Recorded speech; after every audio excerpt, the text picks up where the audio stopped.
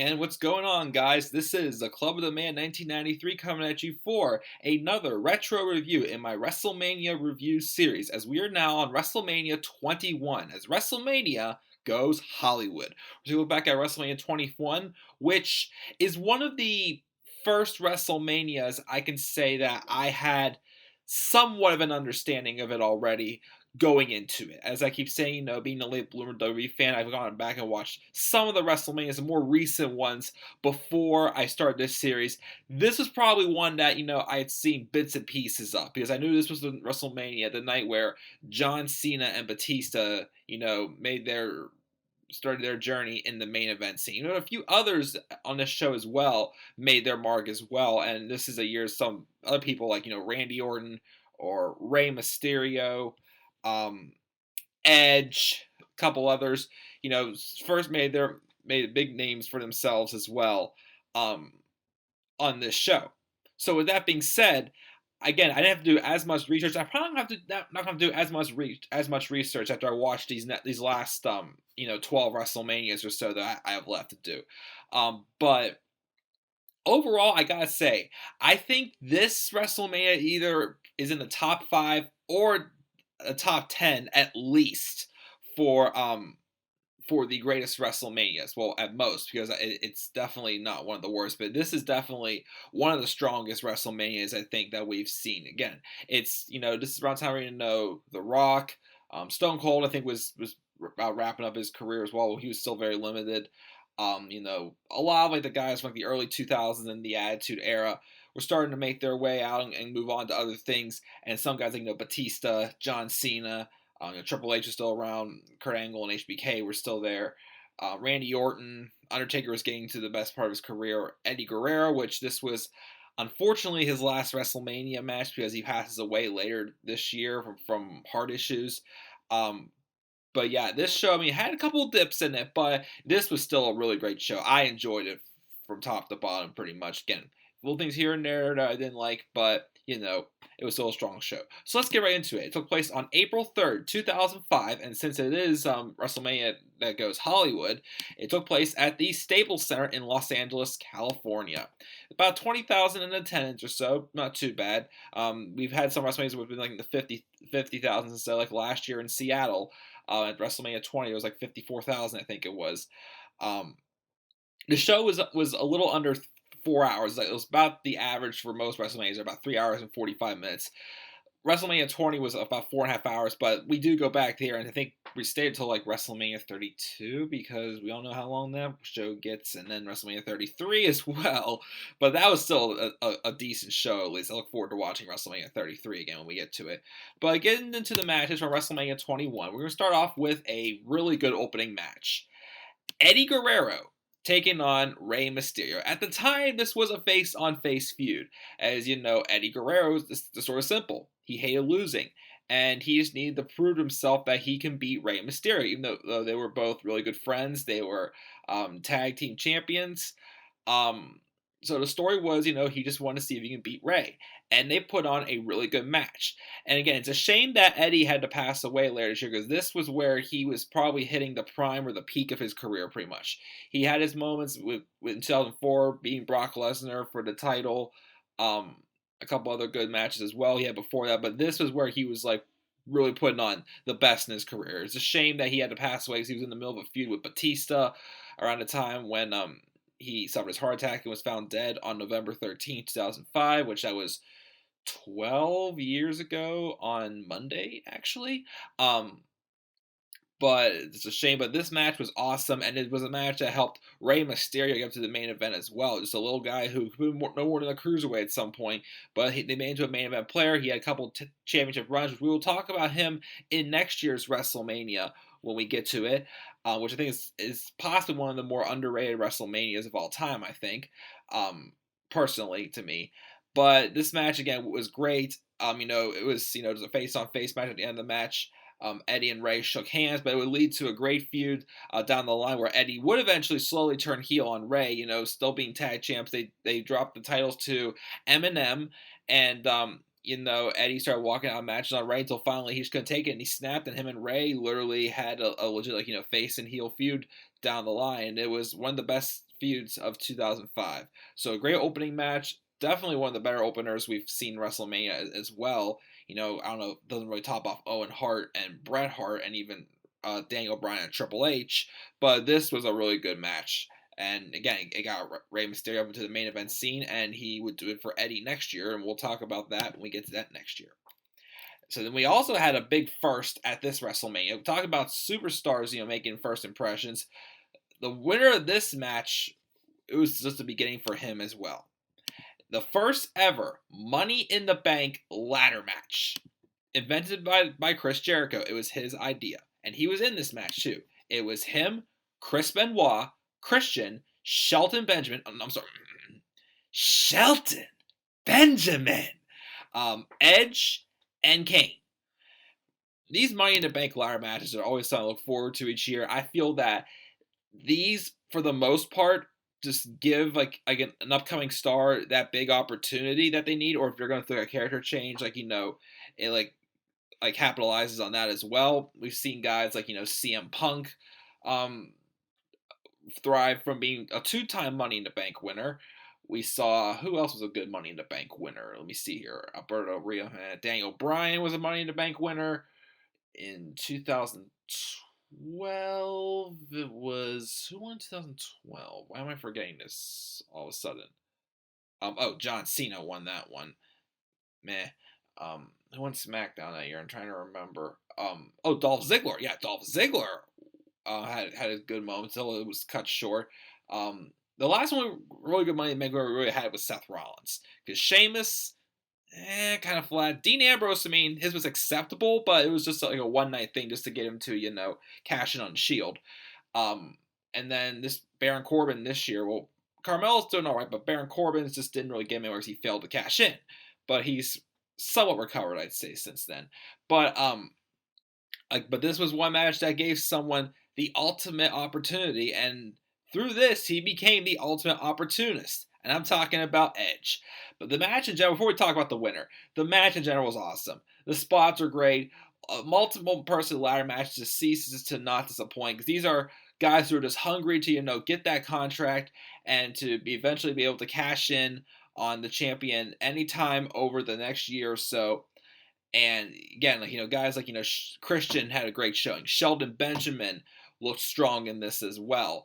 Edge looked great. Kane, Jericho, Benoit as well, a guy who literally just knows how to lay it all out there. They all just put on a classic pretty much. The winner ended up being Edge, and he would cash in at the beginning of 2006 at New Year's resolution after the Elimination Chamber match. He cashed in on John Cena. Unfortunately, that title reign didn't last too long, though, which was a shame, but, it's okay, because Edge still went on to have just a great career. But it was around the time also where, Edge and Lita were, the hot couple in WWE. They did the live sex celebration. And the story behind that with that all started when WWE took a real life story between between Matt Hardy and Lita. Lita cheated on Matt Hardy with Edge, and Matt Hardy kicked her out, and they brought Matt Hardy back to WWE, and they made that feud for real. I've seen highlights of it. I haven't actually seen the matches, but I hear it's definitely one of the best feuds, and could have been a world championship feud as well. Could have been a main event feud as well. But yeah, this was like kind of like the beginning for Edge. The only WrestleMania match he had besides his tag matches with Christian was like his match with Booker T 2 years ago, which the match was all right, but this is where Edge started to become the rated R superstar, the ultimate opportunist, the guy he ended up being, the Hall of Fame career he went on to have. So this was a great win for Edge, and just a great way to start off the Money in the Bank ladder match as well. And speaking of also his buddy Christian, who was in this match too. This was his last WrestleMania match for a couple years. He goes on to TNA for a while, but he does eventually come back to WWE as well. I believe he does have runs with ECW, I believe, also the new ECW at the time. And then, he has some runs, and then injuries kind of limited him over his last couple of years before he retired after he won the number one contention for Intercontinental Championship for WrestleMania 30. But then he got injured, and that was it for him, unfortunately. But But yeah, again, great ladder match. Let's move on to this segment. Eugene came out. Um, he came out just talk to the audience, but then he gets assaulted by Davari and Muhammad Hassan. And as he's getting assaulted, this was set up for a WrestleMania moment as Hulk Hogan's music hit. The Hulkster came out to a really huge pop, which begged the audience, with us been begging to have him get one more run. It would lead to a match with him and HBK later at SummerSlam this year after HBK did turn heel. But he got us a great pop counter to save Eugene. It was just an amazing moment. And again, it kind of sparked, the idea of bringing Hogan back for one more run, which he got. And what can I really say? It was just a great moment. Moving on to streak match number 13. The Undertaker taking on the legend killer Randy Orton with his father, Cowboy Bob Orton, in his corner. A great match. Some people say so far this was Taker's best match. I'd say either this or his match with Triple H at WrestleMania 17 possibly was. This is a great match as well. Again, with Randy Orton, last year he was involved in the Evolution 3-on-2 handicap match against the Rock and Sock'em team. But he had done what he wanted to do with them. Taking out a legend in Mick Foley, and now he's going for the Undertaker as well. And again, this match was really good. It matched well with Undertaker's style and Randy Orton's style, who had like a little more speed over the Undertaker as well, because that's how he's been. Slick like a snake, as Randy Orton's always been. A great part in this match a lot of people like to talk about is the counter from the choke slam into the RKO. It looked like Randy Orton was going to get the victory right there. It was just a really single move. My favorite RKO is still the one he hit on Seth Rollins at WrestleMania 31, but it was still just a sick-looking move. Counting from the choke into that RKO. Didn't look he got the full grasp around Taker, but it was still awesome for what it was. I loved it. Absolutely loved it. And then towards the end of the match, I think Cowboy Bob Orton gets involved in the match and tries to break it up, and tries to help his son beat the Undertaker. Doesn't work, and then Orton does go as far as trying to tombstone the Undertaker, but then he reverses it into a tombstone of his own, and Undertaker gets the victory, go 13-0. But my goodness, Randy Orton, they had briefly turned him face in 2004 when he won the World Heavyweight Championship, when Triple H turned on him and challenged him for the title, and they pulled the plug on that face turn, and he was a heel from this point on until 2010. So he goes on a long heel run for quite a while. But it's what Randy Orton's probably best known for. These are some of Orton's best years as well, leading up to 2009, which he was like probably at his best, even though his main event match with Triple H that year didn't go over too well. But this was, Randy Orton just, starting to really, get into his element as well. So it was a great match between these two. We went to the women's championship match. It was Trish Stratus taking on the winner of Diva Search, Christy Hemme. This match got put together because it was supposed to be Trish and Lita, but then Lita got hurt. So they replaced Lita by having her being trained by Christy Hemme to take on Trish Stratus, who was, as I said last year, she was towards the end of her heel run.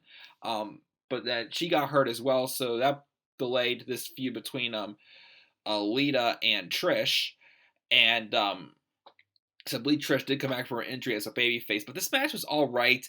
Kind of reminded me a little bit like a match between Naomi and Lana or whatnot, because it was Christy Hemme, who was kind of like a rookie just being trained, so it didn't quite feel like a WrestleMania worthy match. If this was on a B pay-per-view, then okay, but his match was all right. Wasn't anything. They did the best they could with it, but it wasn't anything too spectacular. Trish Stratus retains over Christy Hemme.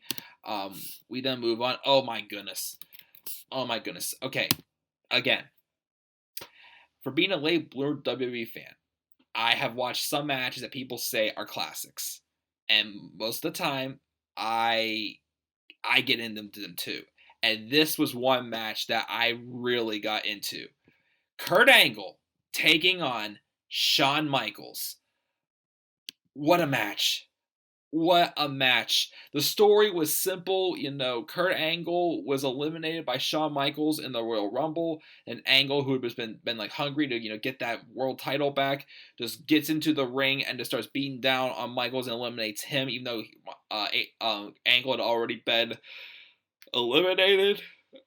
And, Angle tells a story about how, in 1996 he won a gold medal, but all people wanted to talk about was Shawn Michaels. And then Shawn Michaels then still ends up taking his moment as well when he wants it. So he got his revenge. And it set up a great story between the two of them for a match at WrestleMania. Again, this match, you didn't know who was going to win this match. They did a good job, like making both these guys look like they had a chance and not knowing who was going to win it, as well as the finish and what happened again. But just the counters in this match, they were hitting each other with their best shots. It just needed to take one little mishap for something to happen. And, sweet chin music, ankle locks, ankle slams. This is also the feud where Kurt Angle brought back Sensational Sherry, and he sings the Sexy Kurt song in the ring, which was quite epic, and it was amazing the way he did it at the Hall of Fame ceremony this past year, WrestleMania 33. But the way this match ended, my goodness, I'm thinking, no, he's not going to make him tap. He's not going to make him tap. After like a good 5 minutes of Shawn Michaels did sneak a sweet chin music in on Kurt Angle, but he kicked out of it. And if I remember for a while, HBK thought that he had the match won, but then I forgot what happened. But Kurt countered it into an ankle lock, and HBK did everything to get out of it. Everything. There was a couple of he would be rolling around, but Angle was still holding on to it, and it made Angle look like he was really working to really make Shawn Michaels ankle be in pain. And HBK just did anything he could to get out of it, but it just showed that Kurt Angle had got him. Because he got Shawn Michaels to tap. The first time ever Shawn Michaels tapped out at WrestleMania. And, we go back to, today, we talk about how important it is to make that first loss for Asuka feel important. With how they've made this first tap out by HBK feel important, they really made it look like that Kurt Angle had to work for it. And I was just like, this is storytelling here. This is what I'm talking about. This is how you create stars. I mean, Kurt Angle already was a star, but, this is how you make, a classic match between two of the greatest of all times, and at the time, future Hall of Famers, and are now Hall of Famers. I love this ending. Probably one of my favorite endings I've probably seen ever. And definitely one of my favorite endings in a match at WrestleMania so far. Wow. I just gotta say, definitely a classic. Definitely match of the night. Definitely now one of my newest favorite matches of all time between these two. What a match between these two. But then we had a nice little breather segment. It was a Piper's Pit segment with Stone Cold Steve Austin, and it was the first time that these two had became face to face, and it was an entertaining segment. They come out just by trashing each other left and right, pretty much just saying what's up, slap in the face. Not much how are you, slap in the face and whatnot. And these two went at it for a little bit until Carlito came out, who Carlito was kind of new as well. He came out and he just started saying how you guys aren't cool enough, whatnot, just typical Carlito. And then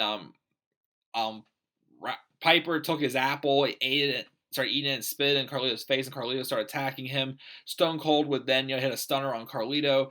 Him and Piper would celebrate with a few beers until Stone Cold hit one on him. Just another WrestleMania moment. Good way to get these two in a ring together as well. I loved it. It was entertaining. We now move on to, the lowest point of the night. A sumo match. Big Show and Akibona, or Akibono, whatever the heck it is, in a sumo match.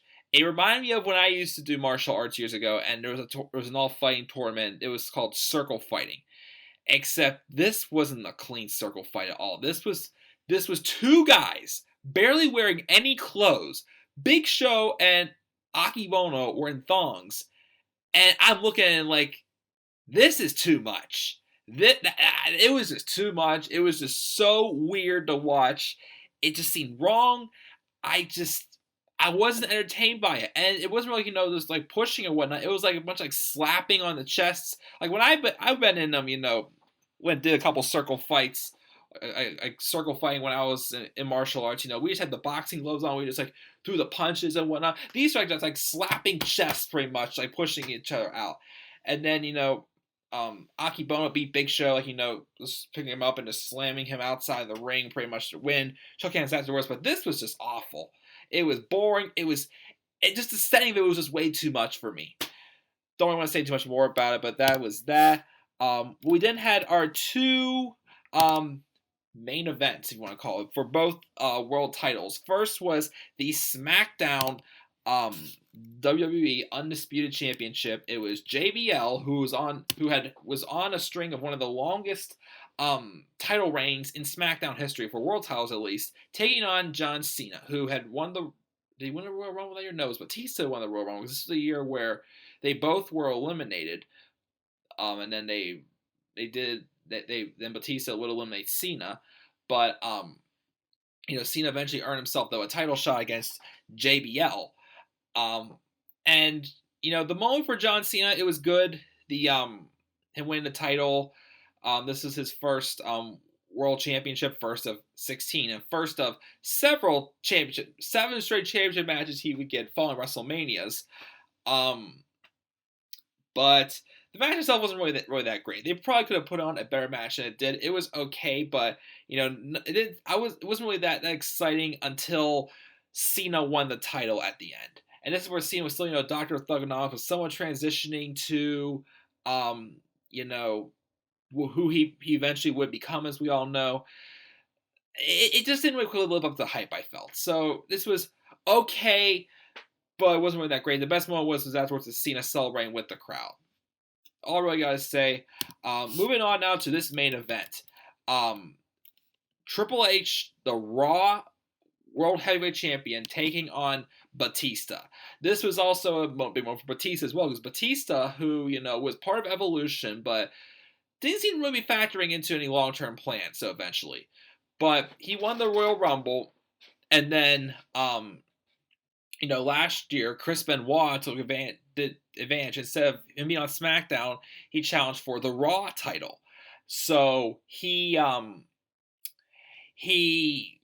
Triple H at the time, which Batista would later say, he was part of Evolution, but it was always just about Triple H. I was doing Triple H's bidding. So why do his bidding more when I can actually beat him myself? So it was a night where, Triple H kept trying to convince Batista, you're ready for a singles career. Why don't you go to SmackDown and steal the show over there, and I'll steal the show over here on Raw. And that segment, the ending to Raw, whatever, it was like Batista was going to sign with SmackDown. He's giving the thumbs up, and then he goes thumbs down, and then he power bombs Triple H through the table, sets up the feud. And again, as he kept saying, it's always just about Triple H. That's all Evolution was. And he just was out there to prove Triple H wrong. The match was good. It wasn't, a classic. It wasn't like, outstanding or an A match. It was more like a B match to me. But it was still strong.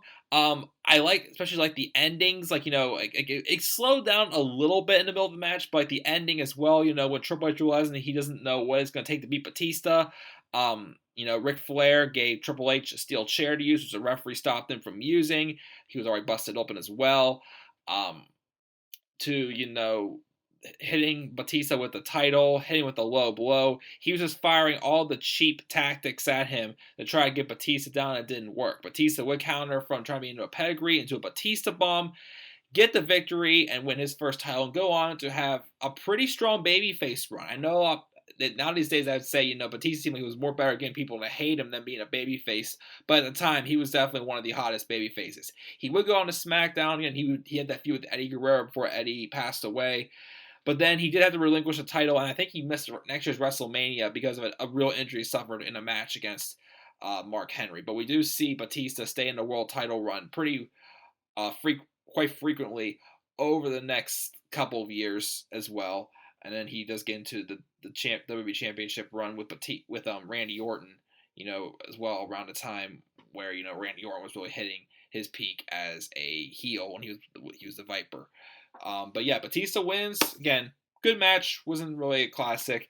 The best match of the night, though, was definitely that Kurt Angle and Shawn Michaels match. Unreal. But that's it for WrestleMania 21. Again, it's probably, in my opinion, either in the top 5. I would say it's the highest top 7. It's one of the strongest WrestleManias, I'd say. If I give it a grade, I'm going to give it a B+. Solid show, couple little dips, an average match for the women's title. Cena and JBL was okay, wasn't really that good, but it was alright. They had that horrible, awkward-looking sumo match that I couldn't really watch. But other than that, it was still a good show. It gave a lot of people, like John Cena, Batista, Rey Mysterio, Edge, It was like at the beginning of like their big main event pushes for them as well. So yeah, B plus for WrestleMania 21. I'm gonna get to WrestleMania 22 right away. Hopefully, I'll review that tomorrow. What are your thoughts on WrestleMania 21? Leave us down in the comment section below, and be sure to click that like and subscribe for more content on this channel. Follow me on Twitter, DemandAirboy93. Again, we'll be doing WrestleMania retro reviews. I'll be doing my live review of NXT Takeover War Games tomorrow night, and a Survivor Series on Sunday as well. So stay tuned to look out for those as well. And with that, guys, I'm checking out. I'll see you all later. Have a good night.